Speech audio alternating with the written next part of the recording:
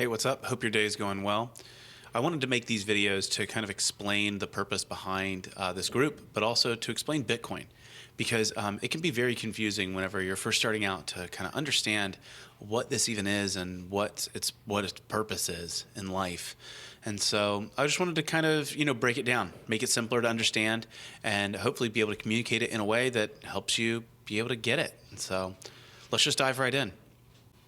There are 21 million Bitcoin, and that's all there will ever be. And it's kind of hard to understand that, the finite supply of something digital, because you can copy and paste files on a computer and you can duplicate things, multiple times. But the way that cryptography works in Bitcoin is that it has a finite supply. There will not be any more than 21 million Bitcoin. And that's important.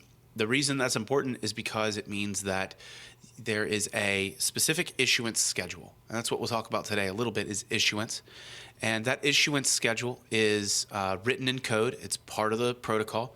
And it's actually been debated in the past before. And so when you think about issuance, you can think about issuing or creating or printing or making. That's another word for it. And so how are Bitcoin made will kind of be like another video. But whenever you think about Bitcoin coming into existence, they're brought into existence on a regular schedule. And that schedule is defined for the next 100 years. And I'll put up a chart or something right here so you can see kind of the issuance schedule.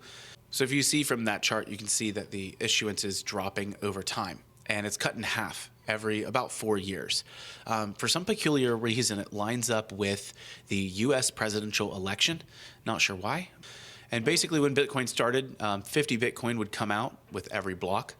And now that we've had a few what are called halvings, those are events in Bitcoin's history that allow the issuance to go down over time, then that issuance is actually 6.25 Bitcoin right now. Now, in about 12 months, or it depends on when you're watching this video, but by about April, May of 2024, there will actually be a change in Bitcoin's protocol. So a halving event will happen, and it'll go from 6.25 Bitcoin every block to only 3.155 or 156 every block. So that kind of gives you a basic idea of issuance and the general understanding of how things are made within Bitcoin. But it's still a little abstract, right? It's still a little confusing to think about.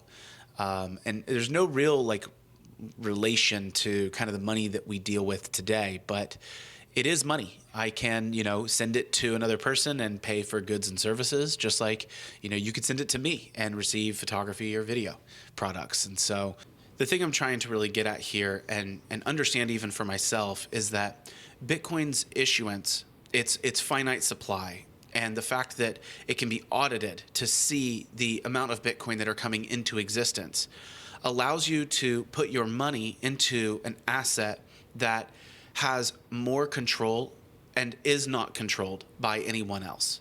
Whenever people get their hands on money, they tend to mess it up. And you can go look at lots of examples of this in history. But with Bitcoin, we've taken our hands off of the money and said, this is the supply, this is the schedule, and we're not going to touch it. We're not going to let it infiltrate kind of like our own mind anymore. It's just a savings technology. If you like videos like this, be sure to give this a like. Ask any questions in the comments. This is one of the first ones here, so I'd love some feedback, and let me know if this is something you guys are into.